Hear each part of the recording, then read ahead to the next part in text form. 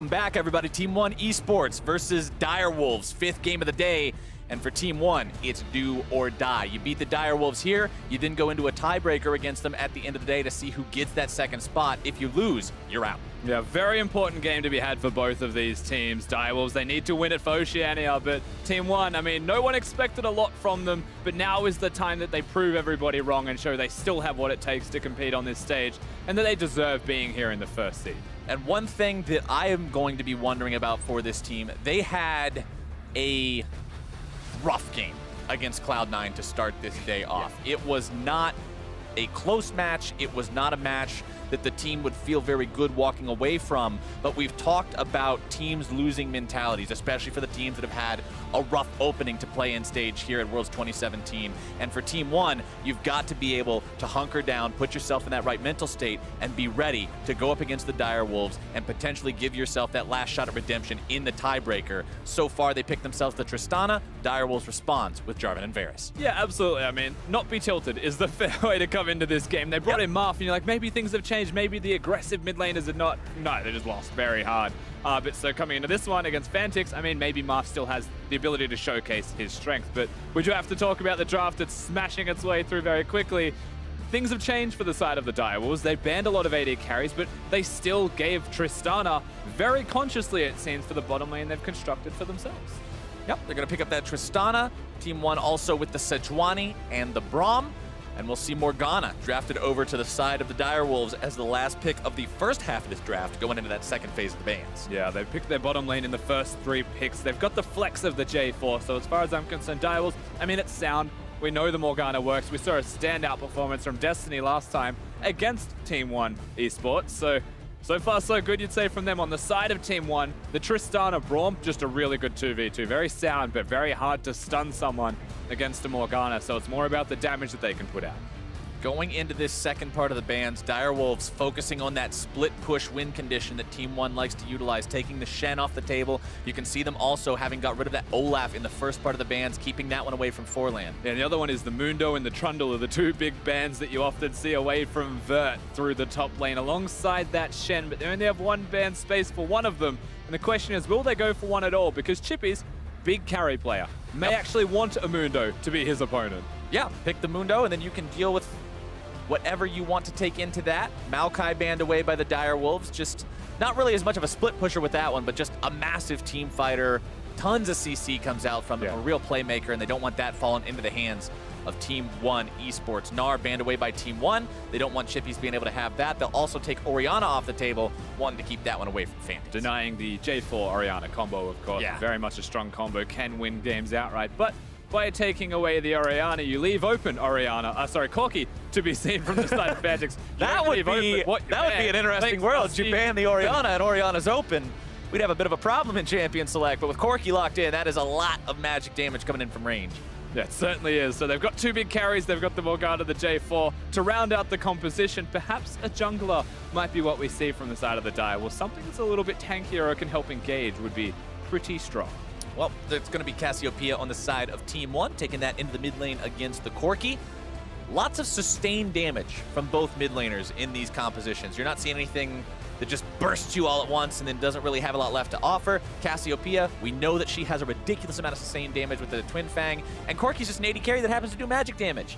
Yeah, until we get to 3 items, Corki's not going to be blasting anybody just yet, and especially with the last lock-ins that we saw of a Cass and a Galio. Super tanks, 4 of the members. Of course, Abyssal Mask is a way you can go for Marth, which is why I say tank. And one thing we do have to mention is Marth is the Cass player of the Brazilian players that go in the mid lane. Brewster doesn't play it. He's known to pick up that Cass for himself. If they swap. If they swap, exactly. We could see top lane Cassiopeia cheese. Maybe that's exactly how they want to find their 1 win, but it's not going to be. We talk about cheese just on the 1% off chance that they do decide to lock it in, but that's not the choice today. Instead, it will be Vert on that Galio. Not that much of a split push champion, and I'm really going to be watching him this game, Rusty, because we got to see a very nice Galio from Seiya last game. I want to see if Vert can do this. Expectations are very high for him if we're going to compare him to Seiya, but Direwolves on the red side of the Rift get the counter pick. They choose top lane. They pick Fiora into Galio, a matchup that we saw mid lane through CLG, I believe it was, trying to counter it out. And I mean, that's a top lane split pusher now, so probably a better lane for the Fiora to be in that matchup for Direwolves, they set themselves up for success. And this, you said, this is what you want to see from Chippies, right? This is the kind of champion that Chippies is able to win games with. These carries in the top lane. I can't think of a much bigger carry from the top lane than a Fiora. And they don't blind pick the Trundle, they don't blind pick the Mundo, they don't pick something for Vert that might get countered, but they still give him the Galio that won't win this lane outright. However, it does still have a lot of push, a lot of early control, and the ability to allow their jungler Forlan to come through and perhaps impact the Rift. Loading into this game, ladies and gentlemen, remember what's on the line. Direwolves win here. They're moving on to the knockout stage. Team 1 wins here. Well, at the end of the day, they will then be playing another match against Direwolves, and the winner of that match will move on to the knockout stage instead. So Team 1, this is potentially the first step they have to take to making sure their world's journey is not cut short here today. Teams are out of the summoning platform, out onto the Rift. Where are we expecting to see the action early on here, Rusty? I mean, you can look towards many areas on Summoner's Rift where action could break out, but when you're against the Direwolves, you know it's through the jungler. And in our Shernfire, of course, he's going to be the one that tries to impact the Rift. Right now, though, we've got something cute going on towards the Galio. They've pinged exactly where he is. Morgana's range is about vision range. This is going to be a big reach. If they come up behind him... Oh my god, they are. They're going all the way behind him with the Morgana binding. I think they've done some VODs here. King wants to turn around and make sure that he comes around from the other side. The flag goes through, the binding finds its way on the route down onto Vert. He'll want to get himself over the wall if he can, but he just can't do it. And Shernfire, not in the way we expected, but he does find first blood. Nailed it, just not the way I expected either. Still counts. He gets the first kill. That's 400 gold going to the jungler. He's recalled. He's got both jungle items. He is well equipped through the early stages of this game. And if this isn't I've done my research against one, I don't know what is. Very clever play from the Direwolves, skirting around Vision King. Maybe he's the odd one out here. Was hesitant, but the binding connects, and that's all that matters in the end.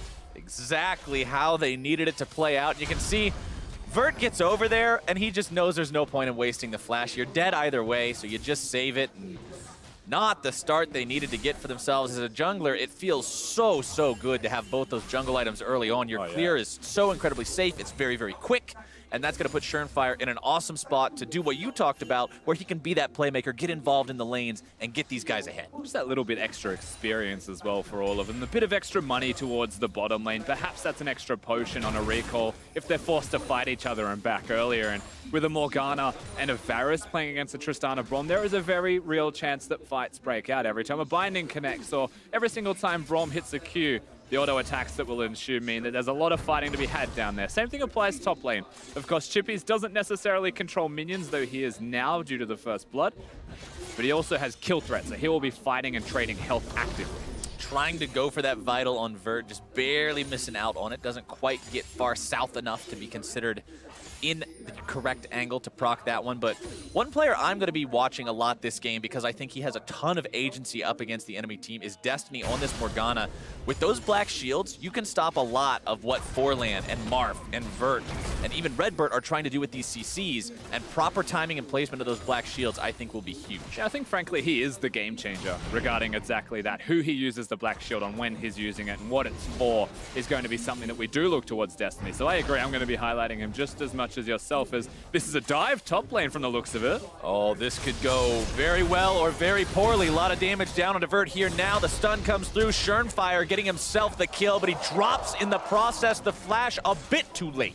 And that's really unfortunate for Shernfire having the flash late. I think the taunt from Vert was enough to secure that one. So he actually gets a trade. He'll be happy for it, but you have to look at what he's missing throughout all of this as well. The minions crashing, the teleport force. Shernfire does lose double buffs, but he still gets the Balmy Cinder because he collects the kill. Forlan hanging out on the bottom side of the enemy jungle. Drops a ward down there to sort of keep an eye in case Shernfire decides to come towards this part of the map. Black shield down onto King. Explosive charge finds its way into some more damage as he loses about half his health overall. Direwolves breaking even across the board in terms of farm, with a slight edge here in the top lane, but you would hope there was a slight edge considering how many minions collided into the turret of Vert as he died. Was only able to go back and buy himself a cloth armor and ruby crystal as well. Not the most convincing buy. A couple of long swords there for Chippies. Continue to build that damage up. But he didn't go mana crystal, so I'm happy about that. We're happy that we at least don't have the mana crystal for nothing start again. Exactly. So, I mean, he's got items. They're not great items. He's against the Fiora, who, to be fair, doesn't have a lot himself. Chippy's just with the 2 long swords. And teleports have been used by both of them respectively. You want a Galio to get around the rift and impact everywhere, but we all know that that's just a fleeting hope and never going to happen just because of this lane matchup. Good job interrupting the second part of the Justice Punch there. A lot of players have learned to do that against Galio, where you walk up during his dashing backwards animation and make it so he can't complete the second part of that dash forwards. Good job, good awareness there from Chippy's, making sure he positions himself between his opponent and the desired direction of escape. As bottom side, the Dire Wolves backwards. Absolute just jumping absolutely forward to find as much damage as possible. These guys know that they have got to flex those muscles this game. King takes another auto attack on the way out. And honestly, that trade doesn't go that well for Team One Esports. I admire the aggression nonetheless from watching them jump forwards towards each other just to trade, knowing that they didn't have one cooldown. So aggressive, successful because it wasn't negative, and they're able to trade equally. We also have to point out again, it's the Ardent Sensor for the bottom lane of King and Destiny against the Ignite of Redbird. This early into the game when there's no Ardent Sensor, the Ignite does have kill threat if you're able to play it out accordingly. So they're playing aggressive, trying to use that summoner spell perhaps, which is why they're always going forwards, because it does damage. And you also, if you're Team One, want to find some kind of a gold lead somewhere, because since you're a non-coin support item versus a coin support, you're going to have less money. The coin just earns you more gold. So as this game goes on, the support is going to be outclassed. Redbird is going to be outclassed by the economy of Destiny simply because of the choices that they've made. But if they can get the kill, it'll all pay off. If they can get themselves in a spot where they're just owning this lane. But for now, King and Destiny are sitting comfortably, honestly. And they're just holding on, which is, again, what the Direwolves bottom lane is expected to do. But you look towards Absolute, more so than just a go equal in lane type of guy. He wants to push the turret down. He wants to control the 2v2 lane, and actually wants to be a hard carry for the side of Team One, which is something that he has been throughout the regular season alongside Redbird as they support him. So far in the tournament, you haven't really seen the makings of that at all, but this is a good opportunity for him. He's got the Tristana, he's against a team that likes to play passively, just be a utility bottom lane. He can carry. And he needs to, and so does Marth. They only have 2 damage dealers on the side of Team One. You've got 2 damage dealers and 3 big meatballs in the front.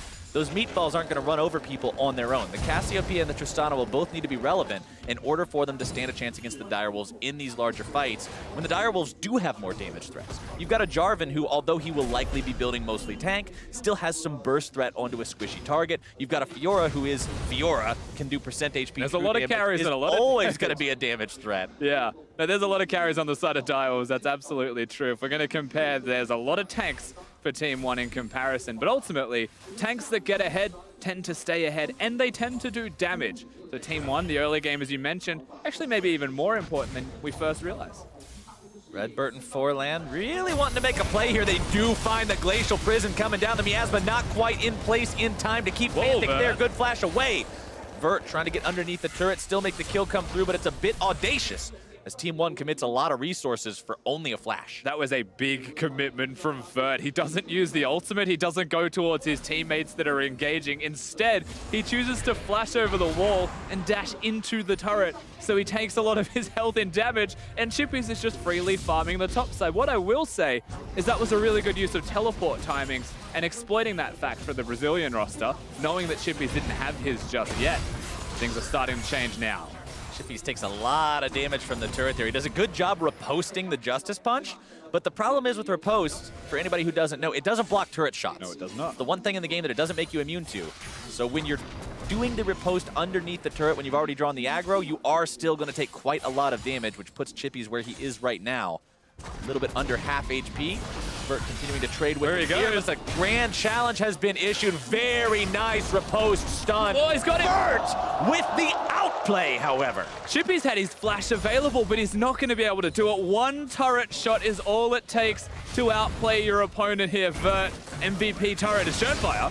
Schönfire potentially getting caught out as the enemy invades his jungle, and honestly, Vert with the Bramble Vest, big pickup against Fiora as well, stops a lot of the healing. Remember that Lunge procs the on-hit effects, meaning it procs the grievous wounds, so you don't get as much healing from your vitals. Yeah, certainly true, and of course, by rushing the Vamp Scepter, which was the first item of Chippy's, doesn't go as planned. This was a nice riposte, he goes for it, but from there, there was already no chance of a kill, to be honest with you, once all the cooldowns were there for Vert. He was against the wall. The one vital that he needed was never going to be connected and hit at all, but he still commits to the kill. He thought he had enough damage from just the 3 vitals and an auto attack reset. He gets knocked up, tanks the turret, he goes down. It was well played by Vert. You've got to hug that wall. You've got to make sure you protect yourself from the healing from the Fiora ultimate, and he did just that. Chippy's now 0-1 and 2 on this Fiora, still with a CS lead for himself. You can see Vert, after the Bramble Vest, not going all the way for a Thorn Mail or anything like that, instead going to be opting for that Righteous Glory. Wants to be a team fighter this game. Normally we see this guy on split push duty, but this time around, you have to switch things up a little bit as Team 1 moving towards that first Infernal Drake, and they'll grab it right as the clock crests 10 minutes. That was a bit of a tongue twister, but we got through it anyway, and that means they got bonus damage on this team, which could be useful. Like you said, if this team gets ahead with the tanks, how the tanks can do damage with a lead, could be the difference between getting the burst they need onto the value targets or not. Unfortunately, whilst they are doing well, getting kills, starting to match what the Direwolves have, they are by no means close to ahead, even just through the gold difference that has started to stretch out through CSing and laning. Oh no, Forlan taking a lot of damage if he sticks around. Manages to dash himself over the wall and avoid most of that. Fantix with package up and ready. You've always got to play respectfully against the Corki when that package is available to cast. We know how much playmaking is possible if you find the opportunity to use that one. So Team 1 will just be playing off the back foot until it expires. And that's what the Direwolves were doing as well. Of course, by having the package, they bring Schönfire towards the bottom lane. They clear vision to give him a clear path into the enemy jungle, knowing that Forlan was nearby. In fact, even stopping the recall of the Sejuani. It's a good play. They're able to slow down any kind of tempo that one were looking towards. And now maybe moving towards the Rift Herald or something of the likes, as there's no Drake objective to be seen. Fantix continuing to farm himself up very effectively here in the mid lane. No. I don't think you can. He's spending a lot of time just hovering near the Raptors. There was a ward placed by Cassiopeia, but I believe just at the end there that would definitely deter it. Fantix has 20 CS up over his opponent. At 11.5 minutes into the game, he's at 116 farm. The man knows how to make sure his economy is topped off. Let's just say I first casted Fantix back in 2015 in the second half of the split, back when taking Raptors was normal. He knows how to farm. Nice escape there, utilizing the Valkyrie to get just barely out of the range of Glacial Prison in time. Means Forlan's gank is not going to be effective. And also, with that ultimate down, the rest of the Direwolves means that they can breathe a little bit easier for the next 90 seconds or so without the threat of that coming in. Yeah, certainly right. And all of the lane control that Fantix has had to give him those CS advantages, the timing of that was fantastic. Funnily enough, Marth recalls, comes back to lane. Well, he doesn't have the Rod of Ages just yet. He's close to the amount of gold needed, and perhaps the kill tipped him over the line, but it wasn't going to be seen. Fantix will get his blue buff, has the teleport, has a bit of extra tempo.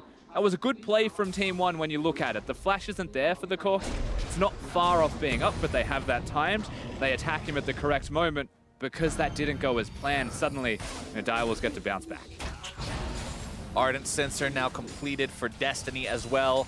Exactly what you want to see if you're king. That does so much for your AD carry, making sure that he has both the extra damage and the sustain in these fights. And doesn't have his item spike though, unfortunately, at this time. You have to compare that to the Infinity Edge. He's going towards the Guinsoo's Rageblade, I believe, here on the Varus build. I love this build personally. I think that Guinsoo's Rageblade is just great, and an Ardent Sensor to empower it means he does so much damage early, but he's not strong just yet. Right, that item is very, very pricey, so you'll have to wait a little bit longer to get that online, especially when you go for the Berserker Greaves first. That's the difference in the builds here. Yeah. One has the tier 2 boots, the other has no boots at all.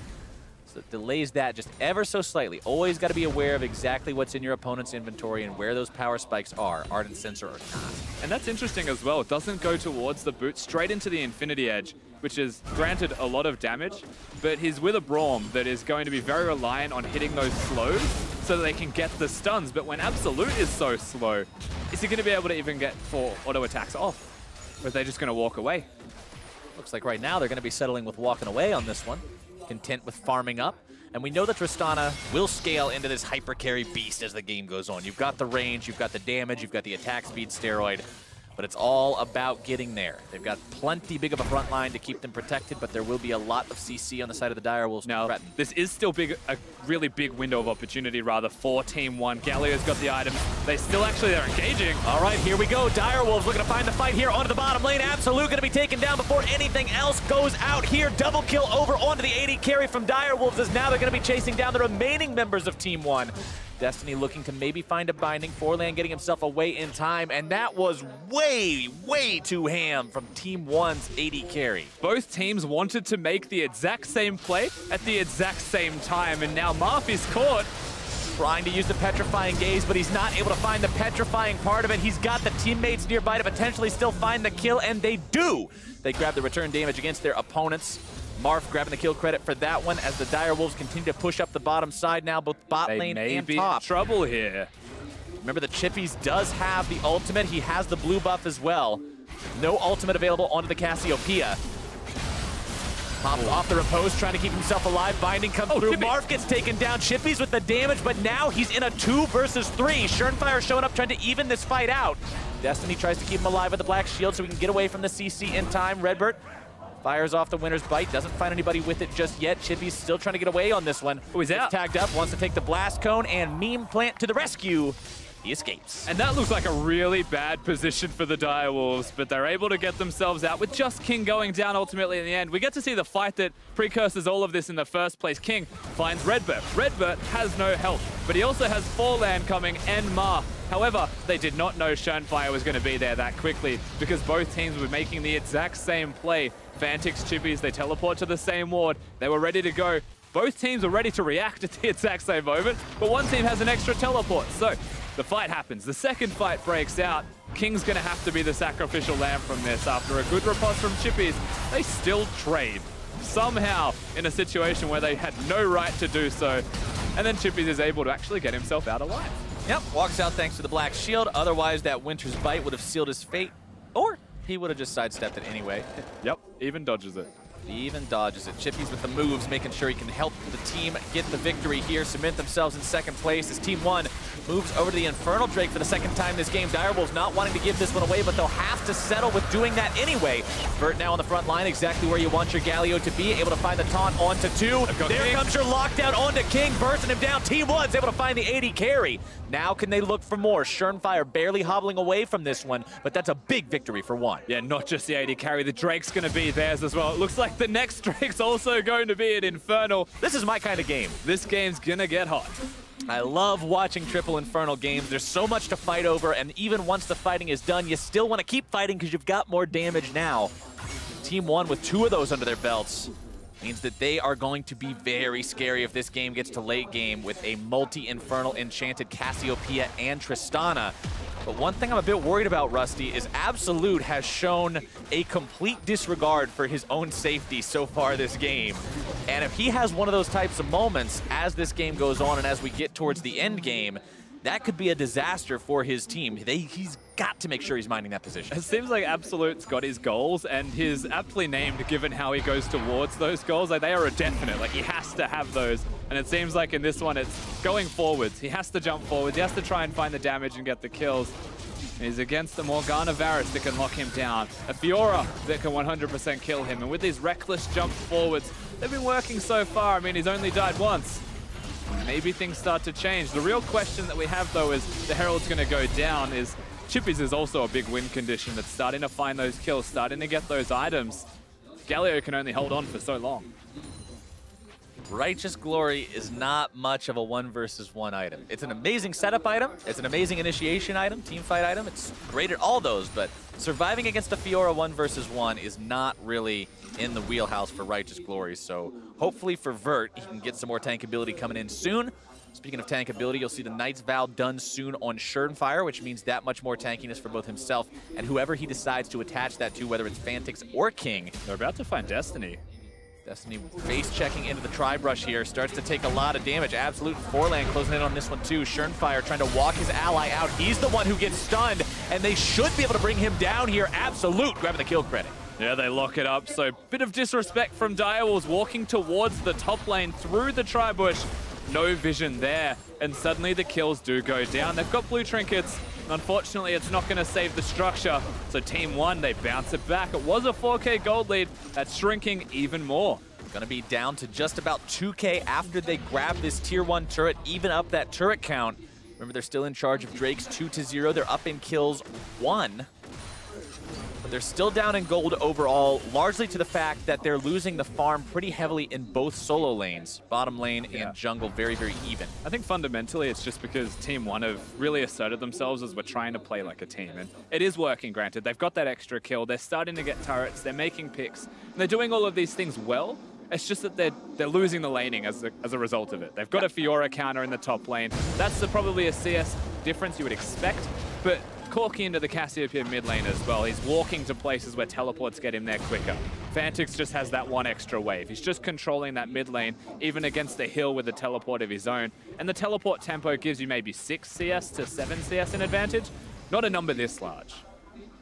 34,000 to 32,000 gold. Direwolves still with an edge, but we want to see patience from this team. We want to see the proper channels being moved through as they walk through their own parts of the jungle. We want to make sure that people aren't face-checking every time if we expect Direwolves to show up as a capable team on the international stage. You've got to show respect to your opponents and not give away the free kills like we saw them do up there in the top side. See what they can do now with the blue buff here on the Corki. Forland jumping in, going to be rooted up. Nice binding coming out from Destiny. Will they continue to take this one forward? Stun up, out onto Schernfire. He's going to be in some trouble here. Flashes himself away. Fantix caught on the other side of the miasma. Valkyrie's over the wall to stay safe. Righteous Glory used by Vert at the end of the fight as well. And everyone just walks it out. Of course, we've got a lot of damage. Teleport from Chippies was cancelled as he's looking towards committing in the bottom lane. This means that Team 1, hard attack mid. They're trying to make something be an advantage for themselves, but now they have to bring Galio down towards the bottom lane. You'd feel like from this point, things subside. A good look, good eye-in of an opportunity, but with the amount of things that missed from the Brazilian roster, Direwolves were like, we'll take this opportunity and turn it around, and suddenly realize that maybe that wasn't the best idea after all, and it subsides. Chippy's coming in maybe for a flank. TP channeled. Fantix wanted to come in here. Petrifying Gaze comes out, but Marf is going to be caught between a rock, a hard place, and a Fiora. Goes down to Chippy's. Marf grabbing the kill onto King in retaliation, though. It's 1 for 1, but the mid lane turret falls. Yeah, the turret's going to drop. They've got the package. They've got the ability to set up now for what is going to be the 3rd Infernal Drake of the game. Marf completely caught out of position, somewhere he may not have wanted to be. But you have to commend the Direwolves and how they caught him out of position. Firstly, Destiny using the Black Shield on Schernfire, who ults as the Cassiopeia ult. So no chance of locking him down. He's going to instead lock the cast down. Herald was kind of just used. I think it must have been about to expire, because I don't really see a world where you would use it like that otherwise, but if he's going to run out anyway, you might as well summon him, see if maybe you can get one headbutt off onto the mid lane turret. Sadly, they don't. I mean, I can tell you the best case scenario in that situation is Schernfire recalls and summons it for top lane whilst he's in base, and then tries to actually go straight to the Drake, which is up in 15 seconds. And remember, it is Infernal. Yeah. The saddest part about this is no more Infernal Drakes can spawn after this one, but for Direwolves, they need to be in position for this. They cannot afford to allow their opponents to have a 3-0 Infernal. Forland's in position. Forland may be able to steal this one away. Jumps over the wall into the pit. How's it going to go? Nope, it's secured by the Direwolves. Forland, the first casualty in the fight as well. Redbird wanted to go over the wall, uses the flash to do so. Direwolves, 7-7 in kills now. 1-2 in Infernal Drakes feels so much better than 3-0. And I respect that from Forland, but we're at 22 minutes in this game. Baron exists on the Rift, and the jungler has just thrown themselves into the pit to try and secure that 3rd Infernal Drake. If he got it, perhaps it was worth, but with this risk now going to exist, I don't know if that was worth it, because Direwolves, they've kicked it off. Jungler dead, support injured, and without ulti. Team 1 being forced to answer the Direwolves here now as Redbird gets himself out. Baron still at 3/4 HP, so the Direwolves not doing this one very quickly, losing a lot of health, honestly, onto both Schernfire and King. Winds of War come out from Vert, who's going to be dunked now by Schernfire. Already used the flash, not going to be able to get away from this one, except for the heroic exit that gets him to safety. And that's a big win from Team 1. They get the mid lane turret while they're going. He exits in the correct direction. No Baron to be seen. It was a big bait from the Direwolves. They never actually wanted the objective as Forland. He's stopping recalls, but I'm not sure if he wants that. Stopping weak recalls, just charging head first into the enemy team. Fantix Very low on mana here. Glacial Precision coming down, managed to find its way onto him. Black Shield to protect Fantix a little bit longer. Redbird wanted to jump in as well. Nice binding onto Absolute. King barely walking away from this one, but I don't know how much longer he will be. Redbird grabbing the kill. Christmas present of death from that winner's bite. And Chippies is going to get back to base. He does have the teleport, but now the Baron control in that area of the map comes back to Team One Esports, who will look to, I wouldn't say do it just yet, but control the river. And saying that, they've got 4 tanks. I can't constitute Fallen as one right now, but they have him. No, he's got about enough health to be maybe half a Tristana. He's a plastic tank. Yeah, Absolute. Going in onto Destiny, forces him to run away. He won't chase that one any further. Happy with the Morgana just popping the flash and nearly being dead. And now it's Team One's turn to start up the Baron. Direwolves did it earlier. They didn't do it correctly. This time it's Team One who want to try to find this major objective for themselves. We talked about the high DPS of both mid laners. Marv going to be taken very, very low. Fantix in a great position with that Black Shield to put a lot of damage into everybody on the Team One lineup. And their Baron attempt goes about as successfully as the Wolves did before. And we're doing the tango around the Baron pit right now. The Purple Worm seems to be the most enticing thing on Summoner's Rift, but it's also about the fights for the Baron. And right now, no one's winning those fights. So the Baron isn't free. In fact, he's doing too much damage. And so everyone just has to ease up that little bit more. And we're going to start to see a setup, you'd have to imagine, from this point onwards. There's no teleports for Direwolves. They have to control side lanes. We have to slow down. Baron is one of those things that can either carry the game and blow everything wide open for you, or it can just be a big purple throw machine. And so far, it's leaning more towards the latter. If everybody in this game can just take a second, take a deep breath, and reassess where they need to be, we might be able to see some more coherent Baron takes as it goes on. But for right now, both these teams just looking for some kind of a way to get themselves that lead. Direwolves still up about 3,000 gold. 25 minutes into the game. Down 1 kill, though. Turret's dead even. No tier 2s taken yet, but all tier 1s dead across the board. Schernfire in a little bit of danger here, but Black Shield keeping him away from the CC, and there's that agency we were talking about for Destiny. Being in the right place at the right time with the right shield means you can keep people alive. But now Chippies, the man in trouble. The CC coming down. The damage comes in from both Marf and Absolute. That Fiora is not getting away today. No, not at all. Of course, they're pushing the bottom lane at the same time. Direwolves, they've got more than one agenda here. But one with the pick, with the kill on the Chippies, of course they're going to start off this Baron. The question is, can they stop it? Chippies has, Fantix has teleport, but he's pushing. Fantix still pushing in that bottom lane, not using the TP yet. Now coming in, King throws the ulti into the pit. Baron is very low. Schernfire goes into the pit. It's secured by Absolute. And Schernfire ends up giving away his life for the try. Fantix now escaping from Vert, who utilizes his own TP to make it there to disrupt the Direwolves' attempt. Team One finally secures that Baron. And it all starts because they get the pick again. This is the 3rd pick we've seen revolving around the Baron area. This one's successful and well-timed. There's a lot of health still there for the One roster. And Chippies just out of position. Doesn't have the vision to be where he was. Walks through greedy pathing. One get the Baron, one pushing lanes. And they're starting to scale at Snowball. Those 2 carries will be doing a lot of damage. Black Shield onto King so he can stay on the front line without worrying about the CC. Package delivery from Fantix. Valkyrie right back into the middle of 3 people. They grab the kill into Redbird, but they trade their mid laner for it. Now Absolute having to run away from Chippies, who has the grand challenge down, but he's going to be knocked away by the ulti. A double kill for Absolute. Absolute plays that fantastically. Even the riposte that was baited, Chippies thought he was going to ult him back to safety, but by wasting that again, the second mistake in 2 minutes for the Fiora, they don't get more kills for their troubles. Fantix, I think he was expecting a Black Shield, but it was already used. Yeah, it got used 4 seconds beforehand. Just a Valkyrie. It was the Valkyrie after the package Valkyrie into the middle of the team. So, I mean, he pays what was going to be given to him. Big mistake. Not the most cautious use of the Corki W in that case, but they do manage to go 2 for 2 across the trade either way. And this game, Rusty, we were talking about 4,000 gold leads. We were talking about 3,000 gold leads and 2,000 gold leads, and we are down now to under a 1,000 gold lead. As the Direwolves may have found Absolute, a nice binding into the fog of war. The dunk comes through too, and they shut him down. And that is so big for them as well, killing the Tristana. 40 seconds on the hyper carry of the side of One to be down. Direwolves look to regain some tempo, regain some momentum on Summoner's Rift, but ultimately they're against that Baroned up roster, so they'd say this just buys them time to expire the buff itself. Exactly. When you make the play like that, when your opponents already have Baron, you're just buying time. You're making them back up, waste that timer. There's only 2 minutes left on it right now.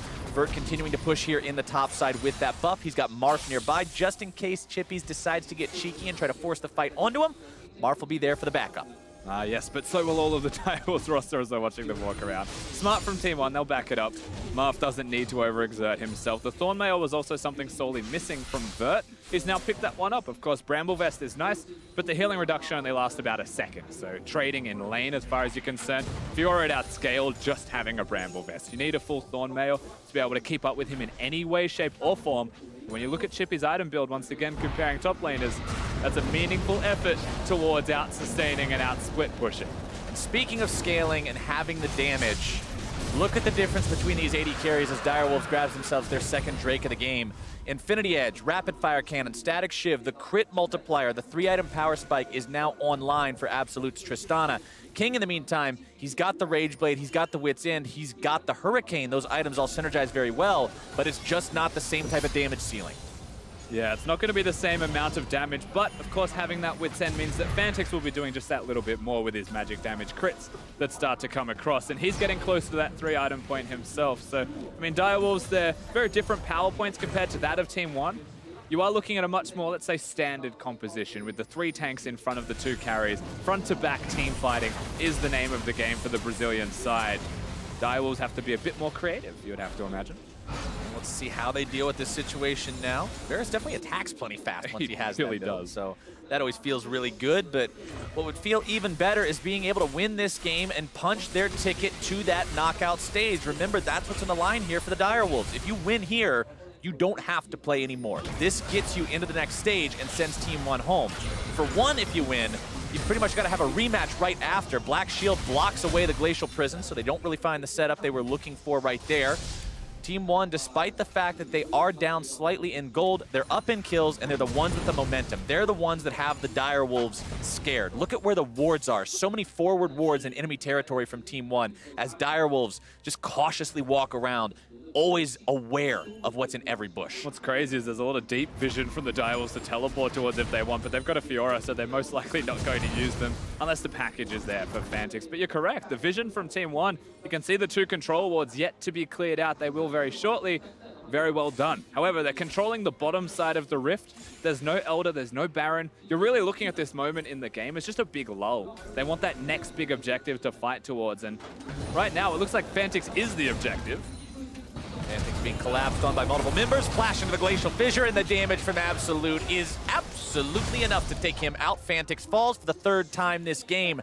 0 and 3 on the mid laner for the Direwolves. Not what they need him to be doing this game. We've seen some audacious Valkyries, and we've also seen some careless positioning like you just see in the top lane there. You've got to respect where these guys can be. We just got done talking about how it's Team 1 who controls the tempo of the map. It's Team 1 putting the vision down in enemy territory, and you've always got to be mindful of where they can be. Yeah, they have the control. They have the ability to move forwards, but right now Marth seems to be the target. They're trying to trade. Flash blown there. Schernfire trying to go even further on that one. Top lane's being pushed in. Really crazy decision. The priority from Direwolves right now just seems to be in the wrong place in the completely wrong time.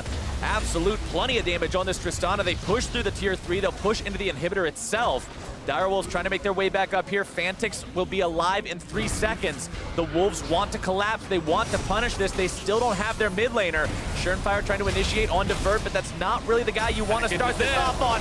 Nice Sejuani ulti onto King. They've already found the enemy AD carry, but they lose their Galio. Chippy's having to run himself back. Absolute still alive. Marth still alive. The damage dealers on 1 are there. Binding fired off, not finding its way onto the mark. Fantix has package ready for delivery. Wants to try to use it. Sejuani separated from the rest of the team, but that's not the target you jump on. Direwolves loses their inhib, they lose their tier 3, and they only trade 1 for 1 after. Now they're gonna lose Schernfire if they're not careful. Absolute wants to go over the wall. The flash for the stun. They're still going. Forlan now also setting up the damage and the moves on to Destiny. A double kill for the AD carry from Team 1. Direwolves, their situation is looking worse and worse as the clock moves forward. Team 1 now caught up in gold. Baron spawning in 3 seconds. Yeah, Destiny dies for the sins of Schönfire, but Schönfire's positioning is ultimately why Baron also goes down. Team 1, they found the momentum, and they've actually carried that momentum through the top lane inhibitor. Theirs for the taking. The picks in the jungle straight afterwards also going to be theirs. The major objectives that follow after that. And there's very few ways you would have to say that they lose the game from here on out because they have complete control. You have a 5.5 item Tristana that's 7, 2, and 3 with 316 farm.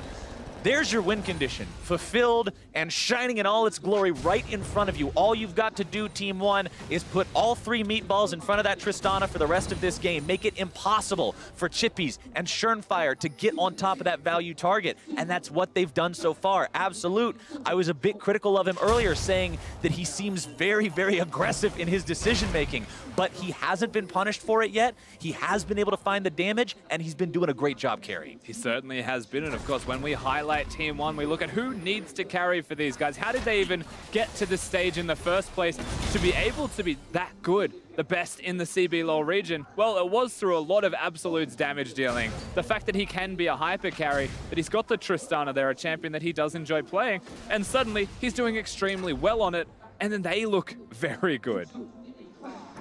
Also makes you wonder a little bit about the Direwolves draft with a lot of popular AD carries being up this game. Of course, there were a couple of bans towards things like Xayah, Kalista, but to take Varus in the first round of rotations is a little bit peculiar. Comfort pick or not. The binding comes out, finds its way onto Forlan. Sejuani not really a champion that's too concerned about quick bursts of damage out of combat, though. And that is so much damage to the structures, though. One more Baron wave, if they're able to get in, will be the turret. Oh, Fantix losing about half his HP from a 1.5 seconds in the miasma and 2 Twin Fangs. Binding out onto Forlan again. Again, reiterating, that doesn't really matter that much. Absolute will bust down that tier 3. Now they're looking for inhibitor number 2. The inhibitor should go completely uncontested. The Direwolves with no capabilities to team fight. They have the team composition with the Fiora. Fiora's now locked in the base. Of course, can start to team fight as you get towards the high number of item mark. But even when you contrast that to their opponents, I feel like the Tristana can take him on at any time. And they are looking to take them on. Glacial Prison finds its way onto the Direwolves. Chippies with a nice riposte to avoid almost all of that damage, but they still have to retreat. Bird on the front line threatening more engage. Elder Drake is live, and with Team 1 having just forced the enemy back by taking half of the health away from Fantix, they may look to go for this one. Marv spits the miasma over the wall, not quite getting it all the way into that escape path for Chippies. Chippies' riposte, honestly, was beautiful when he got caught out in that initial fight. If he hadn't riposted that the way that he did, he surely would have gone down. And now they've got Fantix in the top side of the map, so Team 1 can start this off. He's going to have to teleport, but they'll just kill the Corki.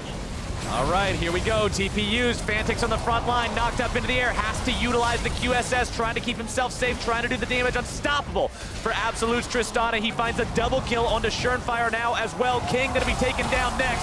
A triple for the Trist. More damage coming through. Marf grabbing the kill onto King. Absolute stays alive, and it's a clean ace for Team 1. They take them apart, and now the game will follow. So Team 1 Esports, they force the tiebreaker against the Direwolves. Oceania does not get the free run straight into the playoffs. Hope stays alive for the CBLOL representatives. They will get their shot at the tiebreaker. They will have one last chance to prove they get to go to that knockout stage, to prove they belong here competing even further at Worlds 2017, and they have got to be both ecstatic and relieved at the outcome of this game. And to show they have what it takes to compete on this stage right now, taking apart the Direwolves. Remember the last time these two teams faced each other, the Direwolves smashed them. Something that you may not have expected, but it happened. So to see this bounce back from Team 1, to see them lose so heavy-handed to Cloud9 before this game today, still a very good showing from them, very much commendable, and you'd have to be happy if you're a Brazilian fan after that. And we talked about attitude going into this game, Rusty. We talked about being able to have the mental fortitude to lose 3 rough games. like they had done going into this game and still go into it saying, look, we're not tilted, we're fine, we know what went wrong, this is what we're going to change, and here's how we're going to play, and it looks like they did it. They found the win against Dire Wolves, and this confidence boost alone should be good for them going into this final tiebreak. Yeah,